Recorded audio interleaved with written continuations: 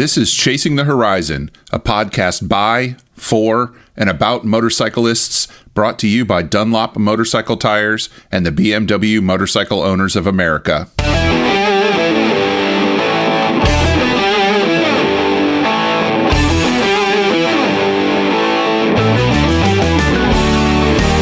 Welcome to episode 34 of Chasing the Horizon, released on the 5th of October, 2018. I'm your host, Wes Fleming, and if you're interested in attending the biggest motorcycle trade show in North America, listen up.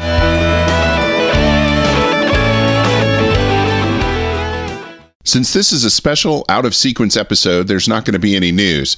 Instead, I want to offer congratulations to two people. First to get their hearty well done is Ana Carrasco. She's from Spain and last year became the first woman to win a world championship motorcycle race. Last week, she became the first woman to win a motorcycle racing world championship, period. Carrasco went into the final race of the World Supersport 300 series with a slim 10-point lead. It didn't look good for her in Portugal, as a bad qualification round saw her starting 25th on the grid. In case you don't know, that's way at the back. She ran a tough race, eventually earning her way into the points with a 13th place finish. It's impressive enough for anybody to rise 12 places in a high-pressure race, but more importantly, it was enough to get Carrasco into the points and finish the season winning the series championship by just 1 point. Congratulations to Ana Carrasco for winning the World Supersport 300 Championship. I hope we see continued great racing from her in the future, and I also hope this opens the eyes of more women, fans, and racing teams to the possibilities held in international motorcycle racing as well. The other set of congratulations go out to Jonathan Rea, who won the World Superbike Championship not by 1 point, which would have been exciting, but by 130 points. He locked up his 4th consecutive championship, a new record by the way, by winning both races in France at the end of September. The crazy thing is there are still 4 races left in the season, 2 in Argentina and 2 in Qatar. With his 130-point lead, Rea doesn't have to finish in the points at all for the rest of the season, and he still wins, as the most his nearest rival could earn is 100 points. I have to admit, watching Rea dominate again this season hasn't been super exciting. He won 13 out of the 21 races so far, including the last 7 in a row.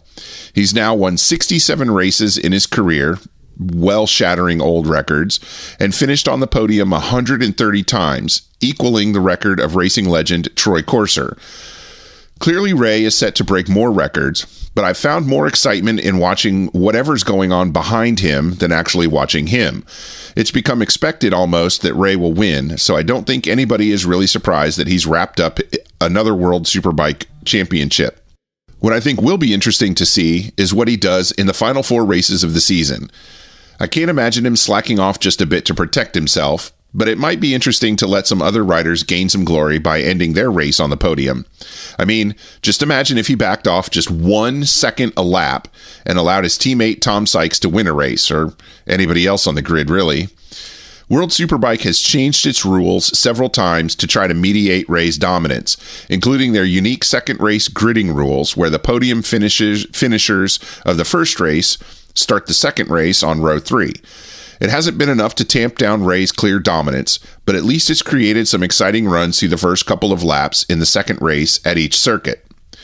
At any rate, even though it sounds backhanded here, I offer congratulations to Jonathan Rea for his 4th consecutive World Superbike Championship, and I'm looking forward to seeing who, if anybody, will offer him a challenge next season.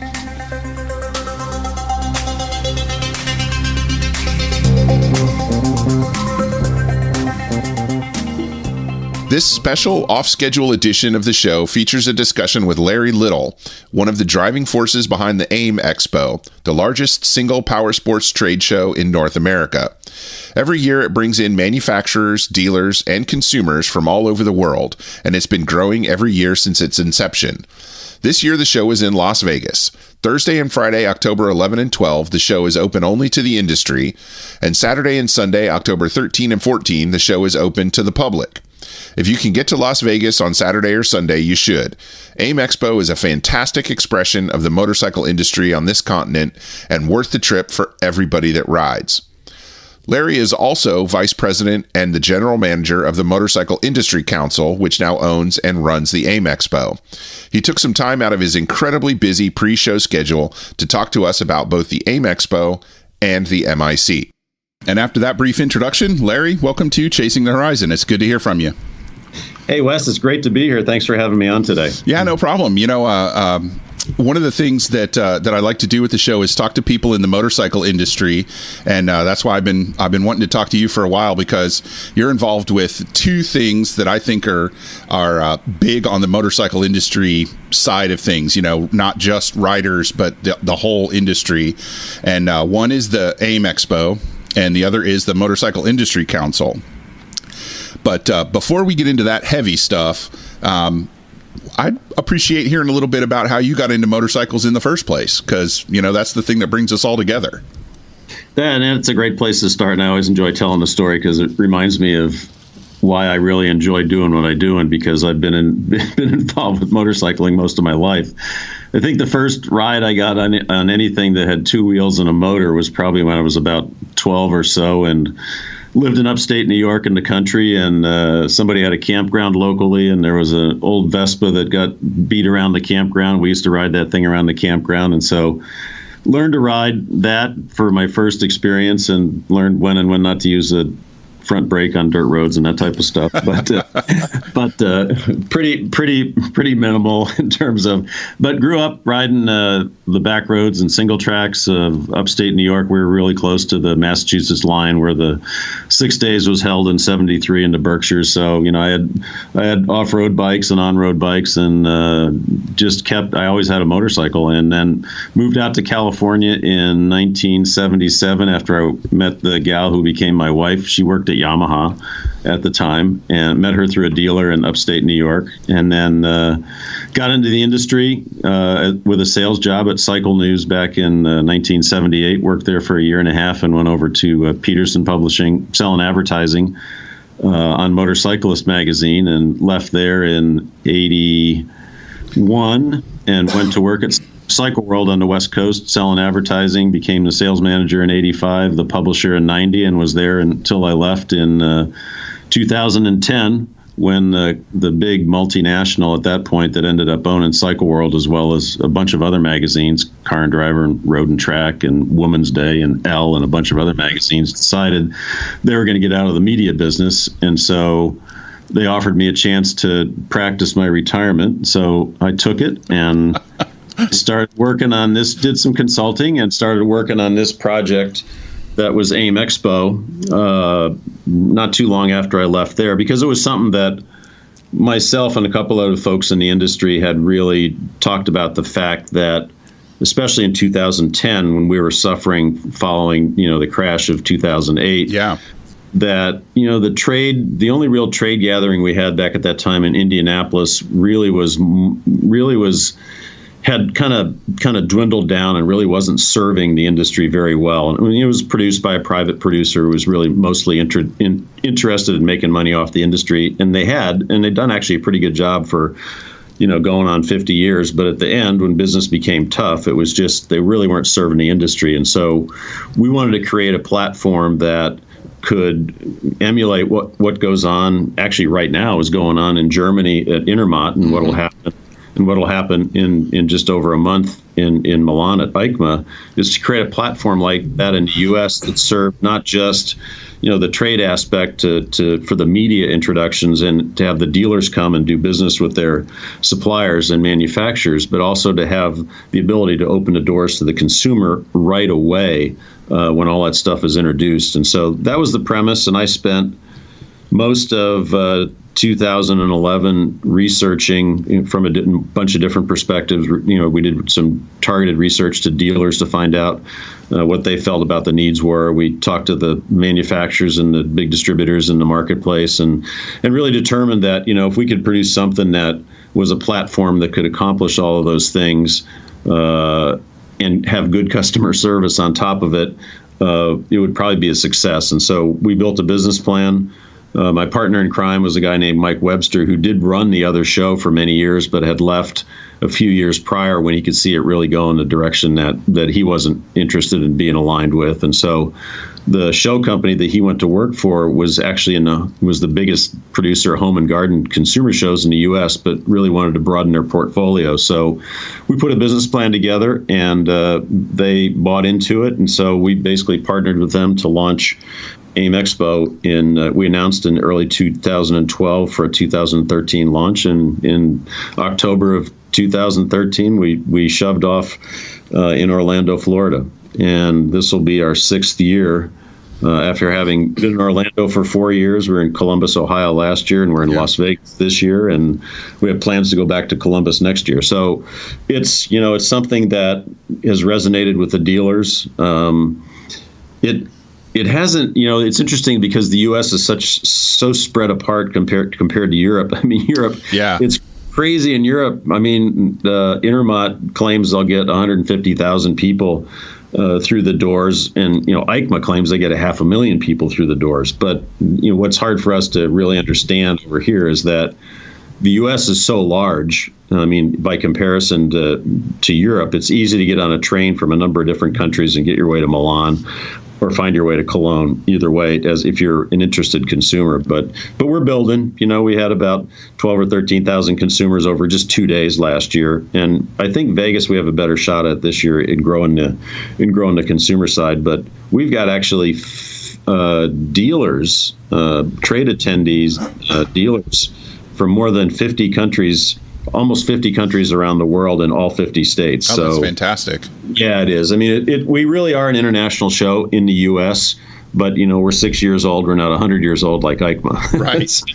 So we have some room to grow. But no, and so the show itself was produced under the company that partner launched with us named Marketplace Events. And in 2015, it became clear to Mike Webster and myself that our hopes as long-term industry guys, that what the show would accomplish. We could see that Marketplace Events was having more and more and more opportunities to acquire shows that were, up for sale in their space. And so we actually approached the Motorcycle Industry Council to see if they'd have an interest in acquiring the show. And so lo and behold, interestingly enough, most industry trade associations actually produce the industry's trade show, but that was never the case in this market. So they agreed, and they acquired the show in 2015, right before the 2015 show. So this will actually be the fourth show that is under the MIC. Yeah. So we're happy that we're a part of it, and it makes it a lot easier to synergize with what some of the initiatives of the industry's trade association are when we go to produce the show. Well, one of the things I'm curious about, my first AIMExpo was in 2014, so I missed the very first one, but I hit the second one. I haven't missed one since. But I was really curious to find out a little bit about why you guys decided to leave Orlando and how you managed to choose Columbus, because I know those are two separate processes. We're gonna not do it in Orlando as one thought process, and we're gonna do it in Columbus, and then next year we're gonna do it in Vegas. So I am curious about how those decisions were arrived at. Yeah, and I'd be happy to share that. So the first thing that you have to understand is that when we launched, there was still the existing legacy show in the marketplace, the Dealer Expo in Indianapolis. And so we knew that we had to do something completely different. And the biggest complaints about not the biggest, but one of the perennial complaints about Dealer Expo is that it took place in Indianapolis in February, which was cold and it miserable. And everybody, there was always issues with the weather and people getting there or getting home and all that stuff. So with our platform emulating the ones from Europe, it was more of a fall platform built for reveals.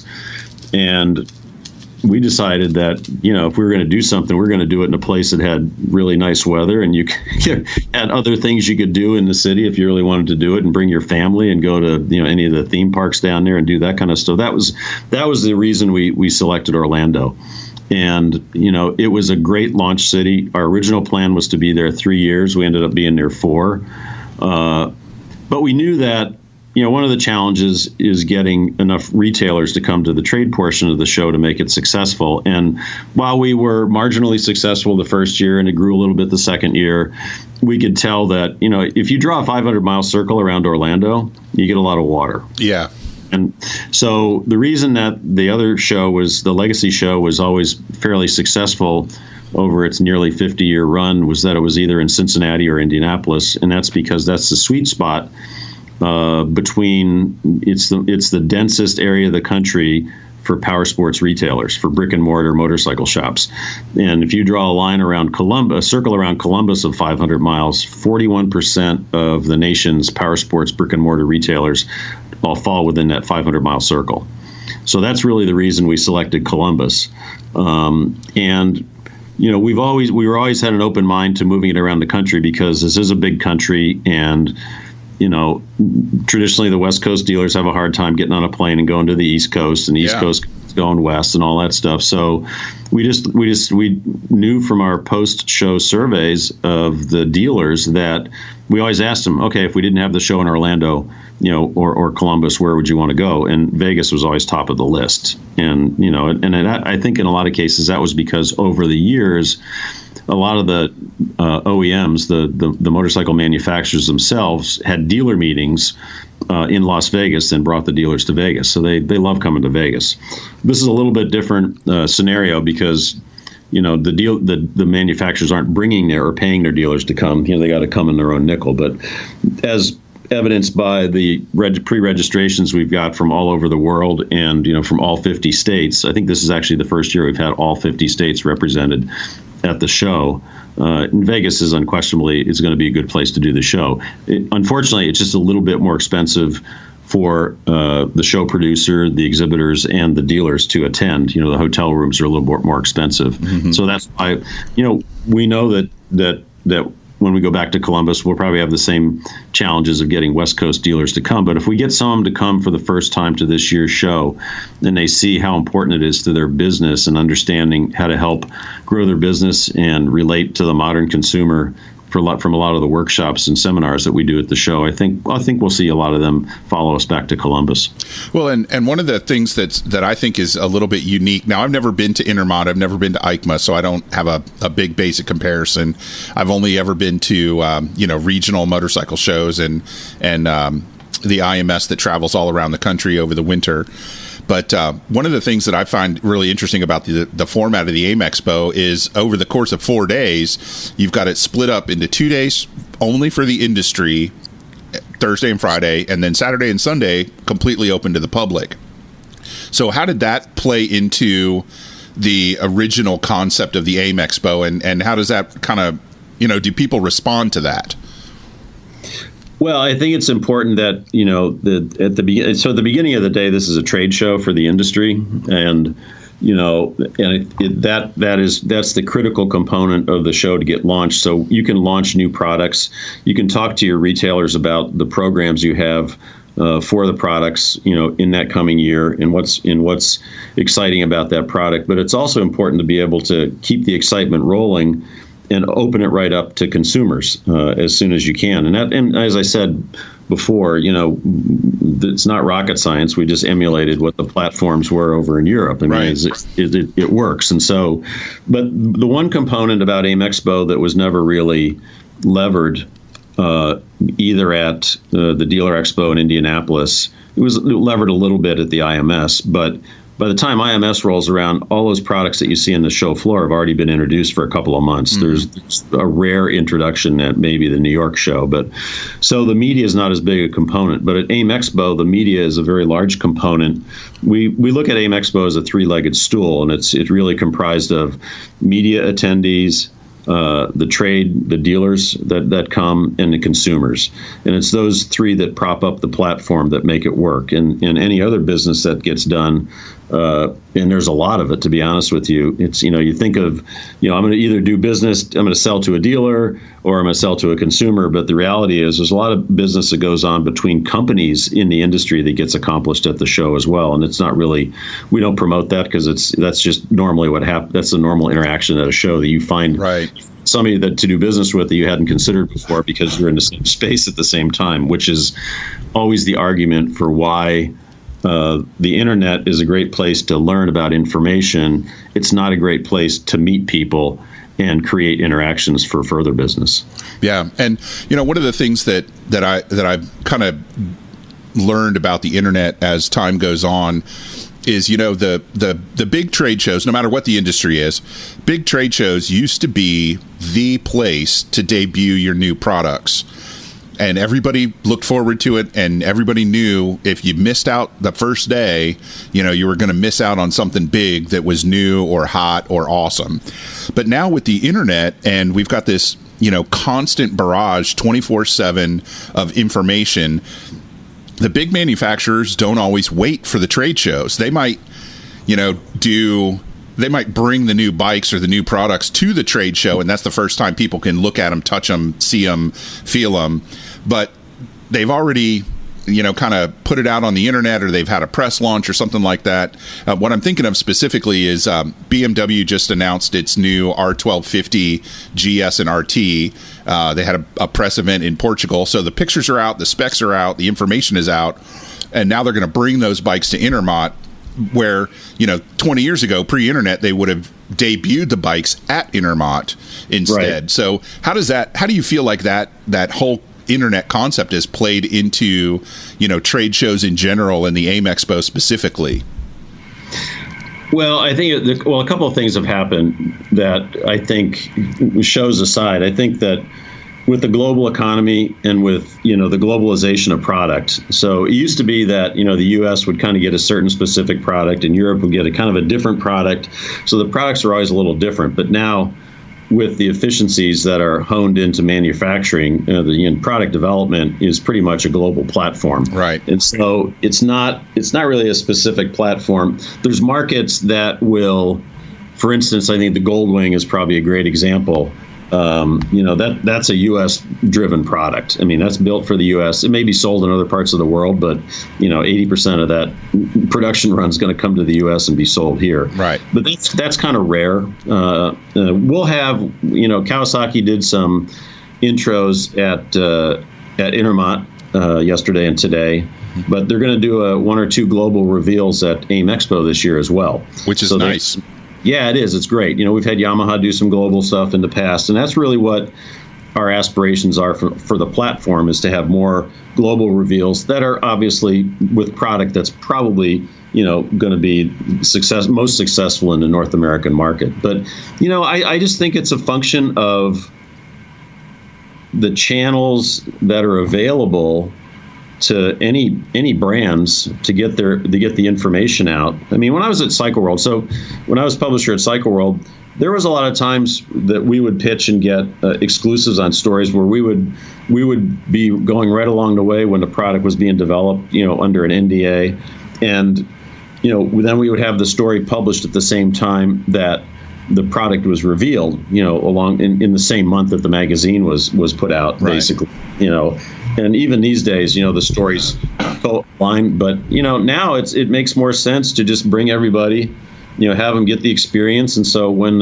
the wraps are taken off the product at the show, then the stories can hit, and then there's just more information about the product right away. And I don't know that it affects shows one way or the other, because at the end of the day, consumer really wants to sit on, swing a leg over, and in our case at AIMExpo with our AIMExpo Outdoors demo area, we have 7 manufacturers that are doing demo rides this year, and an 8th Slingshot that is going to provide a kind of a drifting experience in a Slingshot vehicle with one of their drivers. So it's, so I think, if you package the stuff correctly like we do, you can get the whole experience in one place at an AIMExpo. And even Intermot and EICMA themselves have very limited, if any, demo opportunities, just because the weather isn't that great this time of year over there in Northern Europe. So yeah. Well, I think that's one of the reasons they have their shows during that time, so people have something to enjoy about the season. Yeah, exactly. So, but it's a good question. How has our modern communication channels changed? How we use them, and I think everybody uses them. Everybody continues to learn and refine how they use them, whether it's through messaging going out through the social side, through internet, through direct contact that shows with consumers. It all adds up to brand building, as it always had. It's just kind of different applications of what we've traditionally done. Yeah, and I want to back up just real quick, because I always ask this question anytime anybody mentions one of these things. The slingshot. Is the slingshot a motorcycle, yes or no? It's an autocycle. An autocycle. That's a very diplomatic answer. Anyways, that's actually what has been classified in a few states to get around some of the existing laws that states had. Okay. And some classified it as motorcycle, some classified, but that, and we'll also have a manufacturer named Vanderhall at the show, who's kind of a limited production, high-end, three-wheeled vehicle as well, but it also uses a, I can't remember what the motor is now, to be honest with you. I was going to say it's an automotive motor, but I'm not sure about that now. But it's a much higher end type of product, where the slingshot's kind of a hot rod. This is kind of like a sports, your traditional sports car approach. Gotcha. But they're going to be announcing a new model at the show, and they're going to have demo rides as well at the show. So you're really going to get a pretty good flavor of all the different vehicles. The only thing we don't have, that we did have in Orlando when you were there in the outdoor space, is we just don't have a place to do off-road where the side-by-sides and ATVs can be demoed. Because that was a lot of fun in Florida, but we just haven't had that spot where we can do it in Columbus or Las Vegas. Yeah. So I got one more question about the AIMExpo, and then I want to talk about the Motorcycle Industry Council a bit. So I know from going to the show, you've got Harley Davidson, you've got Kawasaki, Honda, you've got some really, really big companies, but you've also got these tiny little Chinese and Korean and Italian companies. Every manufacturer, it seems, of unusual helmets or gear or this, clutches or whatever. How do you guys, from an attendee, from a vendor perspective, how do you balance the needs of the really big companies with the needs of the really small companies in that kind of convention environment? Could you describe what needs would be? Because we're open to anybody. We curate who can be allowed into the show, because you'll see, actually in some of the IMS shows in years past, there's people selling pillows, for God's sakes. Yeah. But we curate all of the exhibitors to make sure that they fall within the power sports realm. And we kicked a guy out one year when he said he had a bike polish, but what he actually had was a jewelry polish that he was trying to slip under the radar. But we curate everybody, and it's the opportunity to be on the show floor is basically comes down to if you're in the power, if you make power sports products. So I guess maybe a better question from my perspective would probably have been, how does a small vendor, what can a small vendor do to make a show the size of the AIMExpo worth their time? What kind of strategies can they use? Maybe they might not have a lot of money for a flashy booth or a big display. So, I guess at some point it comes down to the product and just getting people to stop and talk to you. But, kind of from your perspective as a showrunner, how can various vendors, really make the best out of something like the AIMExpo? Well, I guess the best way to share that is just to, share with you what I've observed over the years. And so anybody that is willing to, from a trade perspective, tell people they're going to be at the show and what their booth number is before the show happens, and basically let them know we've got a new product, or this is the new product you can see, or this is a new application for it on the trade side of things. And on the consumer side of things, there's some companies do pretty good social messaging. Facebook advertising has become quite a good channel to get people's attention with new products. And, but I'll tell you what, my observations over the years, the single biggest thing you can do is not be sitting on your butt looking at your phone in your booth if you expect people to come into it. And I can tell, I've taken a lot of pictures over the last few years of booths with people doing exactly that, and they'll tell me later, well, I didn't really have that great of a show, and I walked past your booth and this is what I saw. Yeah. So, well, that's great advice for anybody doing anything, pretty much. Well, it is, but over the years, I tell you what, there's been some exhibitors with just 10 by 10s, the smallest booth you can get over the years, that just make it engaging when you want to go by, because that make it you want to go in and look and see what they have. And on top of that, you need to have good bubbly personalities work in that booth, so you feel like you want to get engaged and go and step over that boundary of that booth and take a look inside and see what they've got. It's really no different than any other thing in life. If you want somebody to take a look at something or see your viewpoint on something, it's all in how you deliver the message. And it's the same at a show. And that's why there's people that it doesn't matter how many people attend the show, they're going to be successful. And there's people that if it was wall to wall, a crush of people, they would say they didn't have a successful show just because, and we try and discourage people, quite honestly. If it looks like they're not going to put the effort forth, we try and point that out and just say, look, this is an investment. This is not an expense. You're investing. You're investing in your company, and we want this to be successful for you because we're part of the bigger industry, and that's what this show is really about. It's we represent the industry, and that's probably a pretty good segue into your questions about the MIC. But the show is really an opportunity to shine a spotlight on the motorcycle and power sports industry, and that's what we love about it. Right now we have, I think, about 250 media credentialed at this point. And that doesn't include any of the local media that we're working with. The local mainstream stations in town there that we'll be doing. I'll be doing some stand-ups with on the mornings of the trade days to get people in there on the weekend for consumer days. So, that's a pretty good segue into, the Motorcycle Industry Council. And, the Motorcycle Industry Council it's a trade association, and it's the only trade association in the motorcycle and power sports industry. And we really represent companies that produce products for the power sports industry. And I think the most important aspects of what the Motorcycle Industry Council does revolve around government relations. We have a staff of 8 people in Washington, D.C.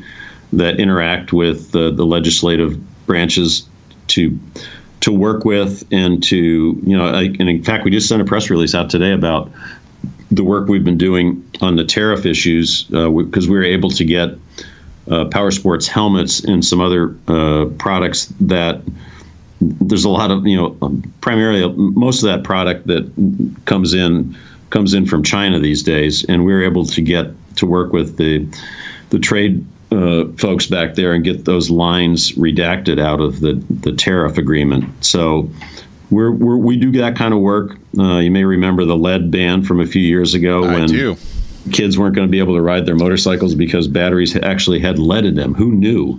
And oh my God, a kid might actually lick a battery terminal at some point and get lead poisoning. So, but that was, it's those types of things. Then that's the reason that, we have as big of an office as we have back there because, we work with other lobbyists on land use issues, and there's just so many things that go on, especially on some of the laws that try and get passed that would impact how a machine is produced by an OEM, whether it's mandated that they have ABS brakes or mandated that they have other things on it, which would probably add unreasonable cost. When it's really more of an option type of thing, traditionally has been an option type of thing in the industry. So we work a lot. We have a big staff back there. Very proud of the work they do. We run that fine balance between trying to communicate what we're doing back there without beating our chest so that it becomes counterproductive when we try and do more stuff back there, because we don't want to look like we're beating up the people in the government. Right. We want to do what we actually do, which is try and work with them and educate them about our industry and what would be the best. It took about 7 or 8 years, starting about 10 years ago, to get the Society of Automotive Engineers to work with us and create a sound standard, because there's no national sound standard in a way to actually measure sound. And we actually worked with SAE, and they created a sound standard and how to measure it that is now accepted as the sound standard across the board. And not everybody has adopted it. There's still a lot of local municipalities that have their own ways that they measure and will write citations based on too much noise. But those are the types of things that government relations does. The second thing that we do that's big and kind of behind the scenes is we do a lot of research. The MIC does a lot of research, because I think in this day and age, when we're all looking to find new riders to come into the business, we have a lot of knowledge on who our customers are, and we've done a lot of that research over the years, but we don't have a lot of knowledge on who our prospects are. And so we're moving our research needle into trying to find out more about potential customers, because ridership and increasing ridership, and I'm sure you're familiar with the stake in the ground that Harley placed last year and said that they're going to create 2 million, or build 2 million new riders over the next 10 years. Yeah, absolutely. And that's what we as an industry. I love the fact that they put a stake in the ground and said they were going to do this. But and we had Matt Levitich, the CEO of Harley, speak to that at last year's show, along with Polaris's CEO Scott Wine at the show, talked to that last year to the industry about all the things that we need to do as an industry to find new riders. And so that's key. So those are really the three big strategic areas that the MIC's board of directors are focusing staff's work hours on these days, is government relations and all of its different areas that it impacts, research on looking to find, how to find new prospects, and increasing ridership. And in the last year, we did kind of a test thing. Feld Entertainment, who produces the Supercross series, wanted to see if they could help us in a way to try and expose riding to a new audience. So they gave us access to the pits in the monster truck events that they have, because it's a similar demographic, psychographic, that somebody's more likely to be there to entertain by the big trucks. But you're not everybody's going to go see a monster truck thing. But it is a family thing. So at I think 6 of their different events, both either 1 or 2 night events, we at the venues, we had a thing called My First Ride, the ride initiative that exposed with small dirt motorcycles, small ATVs, some Striders, just the non-motorized 2-wheel Striders, right, and those types of things, to give people a first experience if they've never had it before. And it was expensive from a throughput perspective, because their pit party thing was really only open about 4 hours on a Saturday afternoon, and you can only physically put so many people through. But we learned a lot about trying to take that effort to the next level, to really go to places as maybe as a surprise. Hey, you want to try? Have you ever ridden a motorcycle? Hey, why not give this a try? It's in a non-threatening environment. And you don't have to take a 2-day motorcycle safety foundation course, on a range to get your license. That's not what we're trying to do. We're just physically trying to get somebody to throw a leg over a motorcycle for the first time. Yeah. Get that experience that we all distinctly remember. As I said at the beginning of the show, I remember what it was like when I threw my legs, not over the top of the Vespa, but kind of through the Vespa, but sat on that seat, and that thing wouldn't stand up by its own unless I gassed it or put my feet down. So we all remember that. And so we're just trying to get that experience to anybody and everybody that we can. And it'll probably take different initiatives going forward through the next couple of years. But it's very, very important that, as an industry's trade association, we try and help create those opportunities to discover riding. Yeah. So how did you get involved with the MIC in the first place? How did you fall into that circle? So when I was publisher at Cycle World magazine, this was probably in about the early to mid 90s, the MIC had launched a program at that time called Discover Today's Motorcycling in about 1989, actually.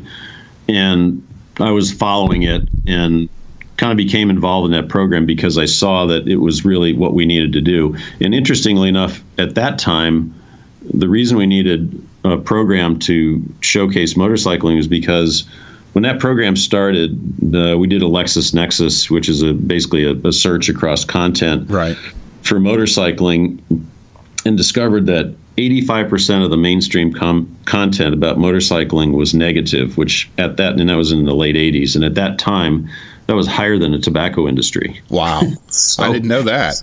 Yeah, so we had kind of a problem that no one really understood. Everyone thought we were the outlaws still, believe it or not. And so Discover Today's Motorcycling was created as a part of the Motorcycle Industry Council as a program.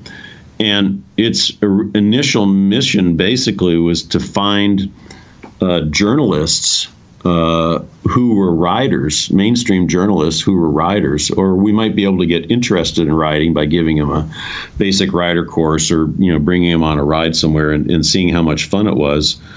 And over the first 10 years, when you did that LexisNexis after the first 10 years of the program, probably in like 98, we discovered that it went from 85% negative to 75% positive, plus, and I can't exactly remember the number, but the number of stories doubled or tripled in the mainstream media about motorcycling. And then at that point, you could really see that motorcycling is becoming more part of the mainstream, the fabric, of American culture. And so we had done a really good job in bringing the journalists along for the ride, as it were. And, now we don't even give a second thought about, motorcycling in the mainstream. I mean, there's so little negativity associated with it as it had been, that 20, 30 years ago as it was. Most of the, I do news segments at the top of each show, and, I crawl around the internet and all the magazines and stuff like that for news. And, it's hard to kind of refine a Google search to a certain extent. It can be done. But, I see primarily when I see negative news about about motorcycles, it has to do with crashes and fatalities, but not with the industry and not with the people that ride and not with the motorcycles themselves. That kind of thing is business can be positive or negative, and, that's the way it goes. But, in general, most of the news I see is generally positive, unless it's talking about, a crash or something like that. And I think that's a huge change from when I first started paying attention to motorcycle content. Like you were saying, in the 80s, there was a lot more, down news about motorcycles, the people that ride them, that kind of thing, as being a detriment to society rather than people who are out there doing less damage to the road than cars and trucks. Exactly. I mean, and so it's funny. I can still remember. So when I was at Cycle World, our corporate was in New York, so I had to go to New York frequently. And I remember coming into New York one fall when we had our budget meetings and riding in from LaGuardia in the cab and looking up, and there was a billboard just as I was coming into the city for a camera company. I can't remember if it was Canon or who it was, but they were using a motorcycle as their subject in the billboard. And I was like, wow, I'd never seen that before. That was the moment, like, oh, wow, I think we really are getting some traction here, that we're becoming part of the culture. If, a mainstream camera company is willing to put a motorcycle on their billboard. Yeah. So that's a big step. Yeah. And so, that you wouldn't even think twice about that anymore, which I think is a testament to how far we've come. But, there's still a lot of work to be done. Yeah. There's a lot taken for granted in the respect that, it seemed like we were going to keep continuing to sell new bikes and new bikes. The reality today is that, new bike sales are down from where they were from before the crash of '08, but they're actually at historical levels. We've historically sold about 500,000 new bikes a year, and that's where we're at. I mean, we're up over 1 million in '06, but that wasn't real money that was buying those bikes. That was all these refis that were going on. Right. But the other thing I understand too is that for the first time we have a better grasp on what the size of the used market is, and the size of the used market is about almost 3 to 1 over the new market. So there's about 1.5 million used bikes changing hands every year, and 500,000 new bikes being sold. So it's almost a 2 million motorcycle economy at this point, which is a lot bigger than people are giving credit for. And I'll tell you one other thing. We have a couple of exhibitors at our show that are American distributors of Chinese product, and it's these 49cc scooters that are sold in college towns and that type of thing. And I got talking to one of them. Actually, I went and saw one of them. It's based down in Charleston. And he's like, you don't understand. You can't find these at motorcycle dealers because the retail price point on them is generally around $1,200 to $1,500. And he said, but a dealer can make more money on one of those than he can on one of his more mainstream motorcycles and he said they're actually good product. He said, but people they're kind of unseen in the marketplace. So I asked him for an estimate of what he thought that total market was with all the other companies besides his that are bringing product in from not just China, but other countries as well, but at those price points, because that's an entry point in the marketplace that we don't really talk about a lot, which is just out of pocket. And so they estimate there's as many as 50,000 of those units being sold a year. Wow. So we have 50,000 people that are swinging a leg over something that won't stand up on its own unless you put your feet down or hit the gas. Yeah. And they have that experience. And so we just need to find a way to get to those folks and encourage them to step up, and become more of a lifelong enthusiast. So there's a lot more, I think, traction and hope in the marketplace than a lot of people that would give the market credit for it these days. Yeah. Well, and something you said there kind of leads me to another question. What can the average American rider or the average rider period do to engage with the MIC to find out what the initiatives are, find out what's going on, maybe even help spread the message of the MIC to other riders? Well, I mean, you can go to our website, mic.org, and take a look. If you're not a member, there's not a lot of stuff you can get inside there, but a lot of the headlines will tell you what's going on, especially with the work that we're doing in Washington. I would also encourage anybody to become a member of the American Motorcyclist Association, because they also do a lot of good work in Washington, and they have a lot of activities for people to engage with throughout the year across the country, to riding activities. And so I would definitely, I've been a member since I first raced, I think, in 1976. So I'm a lifetime member now, but it's an organization that does a lot of good work itself. I mean, there's always room for a good riders' rights organization like they are, as well as an industry-based trade organization like the MIC is. Gotcha. It's pretty. I think I told you that I was going to share with you a little bit of the history of the Motorcycle Industry Council, and it's interesting because it intersects with the AMA along the way. So I was actually, because of the show, I was doing some research about when the first motorcycle shows were in this country. And thanks to our good friends at Google, who have digitized a lot of out-of-print magazines and things, I discovered through, what's the name of the magazine? It's called Motorcycle Illustrated was one of them. But back in the real interesting part about how the industry even got started was something I discovered too. Basically, there was the first things were basically bicycles that had motors put on them. So it was basically an outgrowth of the bicycle industry. And then the products evolved into standalone motorcycles, really, that might have had pedals to get the motor started, but it really wasn't designed to provide motivation. So in the first decade of the 1900s, I discovered that in 1908, the companies, let me see if there was about 8 companies that got together and decided to create a trade organization. And the reason that they wanted to create a motorcycle trade organization was because they wanted to get the motorcycles into auto shows that were held at that time. But the automakers didn't really want them in the shows because they were competitors to the fledgling automobile industry. Yeah, that makes sense. And it was crazy. So, I mean, there was the companies that were present in 1908 that I found were Hendy Manufacturing, which made the Indian motorcycle before it was actually called the Indian Motorcycle Company later on.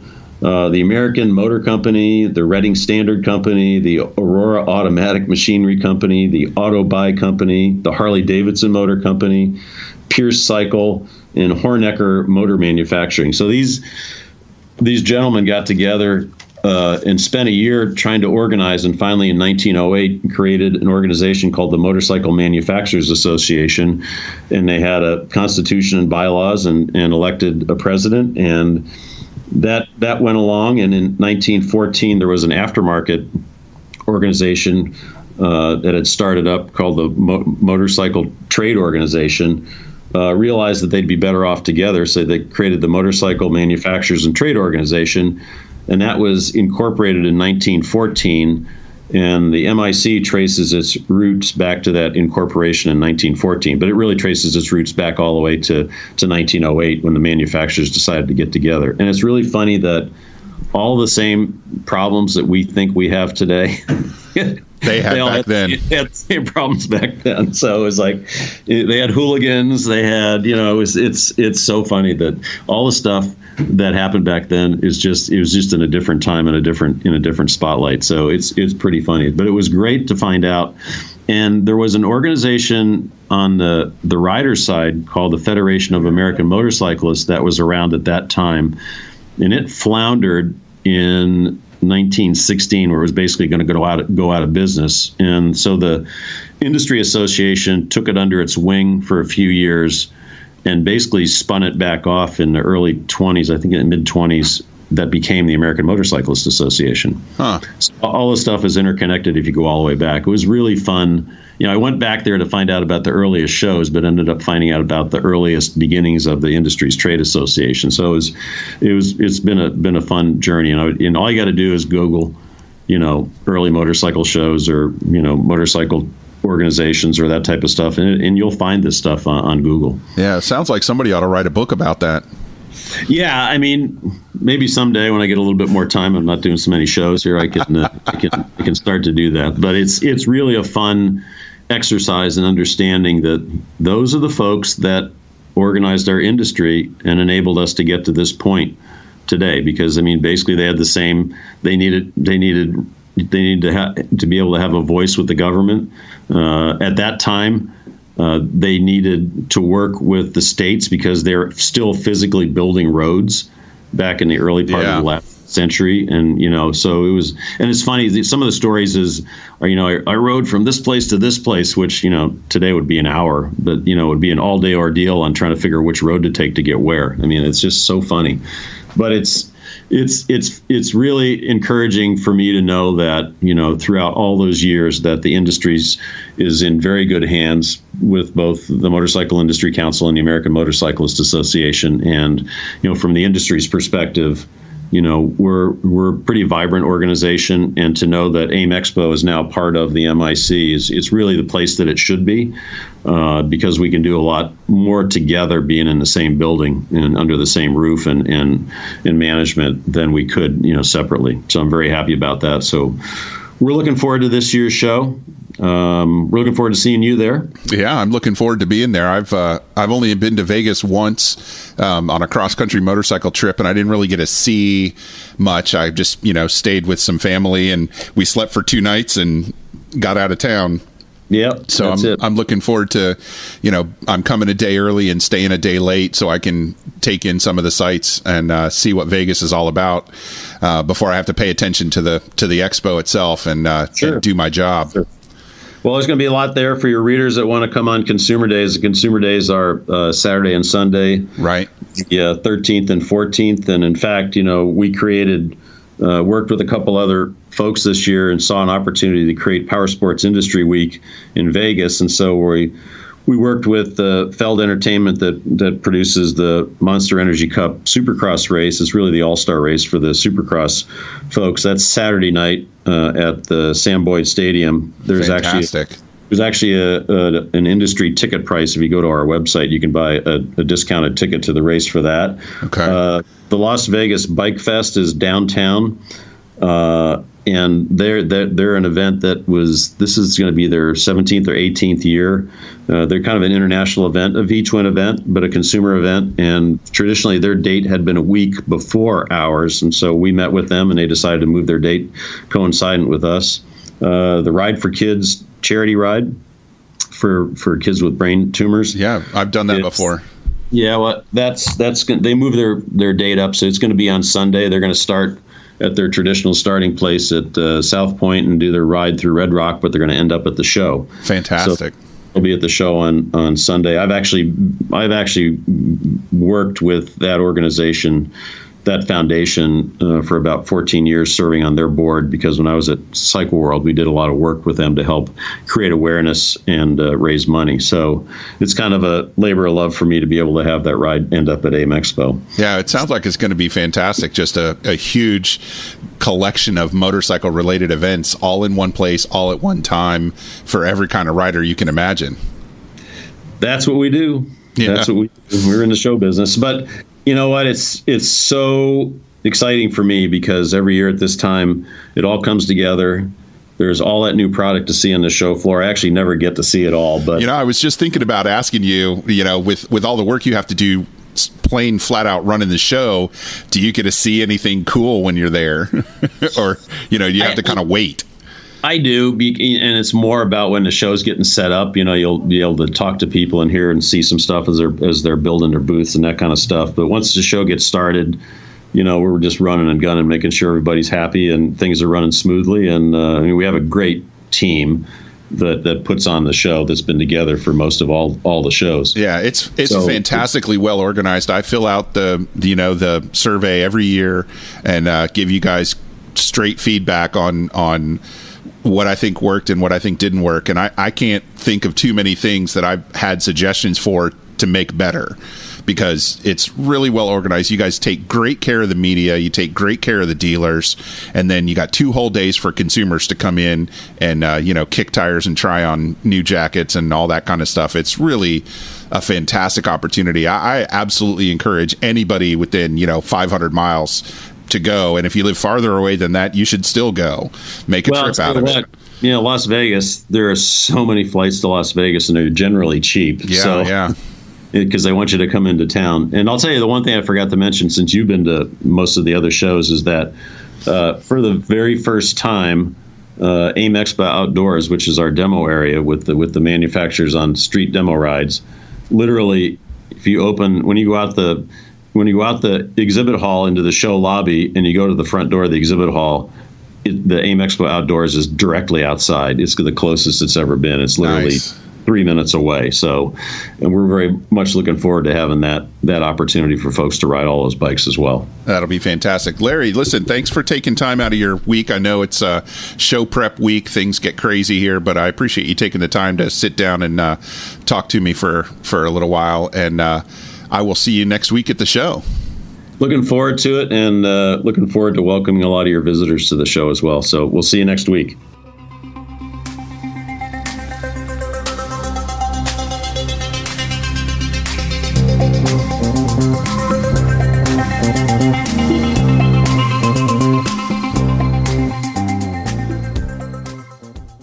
Chasing the Horizon is brought to you in Season 2 by Dunlop Motorcycle Tires.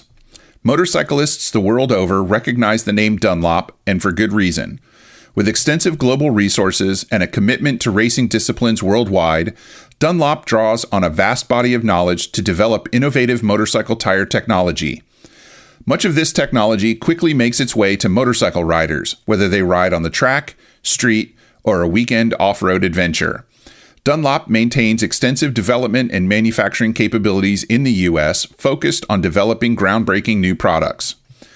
Dunlop has been building tires using domestic and foreign materials in Buffalo, New York since 1920, and to this day is the largest manufacturer building motorcycle tires in the USA. Point your web browser to dunlopmotorcycletires.com to learn more about Dunlop's promotions, find the right tires for your bike, and use a searchable index of hundreds of Dunlop motorcycle tire dealers across North America.